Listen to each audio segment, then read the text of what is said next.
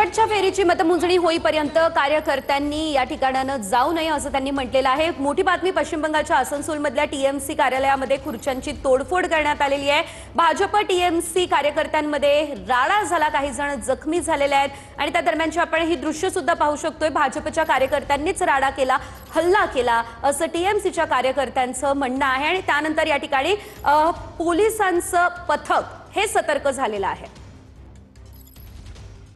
Domination আমাদের পুরো all PS QRT এসটিরা সবাই এর ডমিনেশনে আছে। সিচুয়েশন এখন অবধি পুরো পিসফুল আছে, কোথাও কোনো রকম গন্ডগোল কোথায় খবর नहीं, গন্ডগোল नहीं और কোনো খবরও नहीं और কোনো অ্যান্টিসিপেশনও नहीं। Situation peaceful.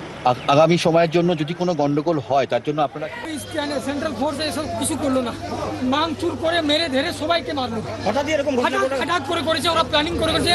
সেন্ট্রাল ফোর্স ওদের মিক্স আছে। আমরা শান্তিপূর্ণ না, আমরা ব্যবস্থা করেছিলাম। আজকে যে জিনিসটা ঘটালো কেন্দ্রীয় বাহিনীর সামনে, কেন্দ্রীয় বাহিনী একদম নিশ্চুপ দাঁড়িয়েছিল। আমাদের কর্মীদের উপরে, আমাদের নেতৃত্বের উপরে যেভাবে হামলা করলো, যেভাবে বিজেপির লোকেরা এসে নিয়ে হামলা করলো, এটাকে কি বলবো, এটা ব্যাখ্যা করা যায় না। কতজন আহত হয়েছে আপনাদের? মোটামুটি এখনো পর্যন্ত আমরা অন্তত 5-6 জন আহত হয়েছে। একজন মহিলা আমাদের কাউন্সিলর, তিনিও আহত হয়েছেন। আমাদের একজন রক্তাক্ত অবস্থায় দেখেন, এখন দেখছেন। অনেকে অনেক আহত হয়েছেন। আপনার নাম? আমার নাম সন্দীপ মুখার্জি।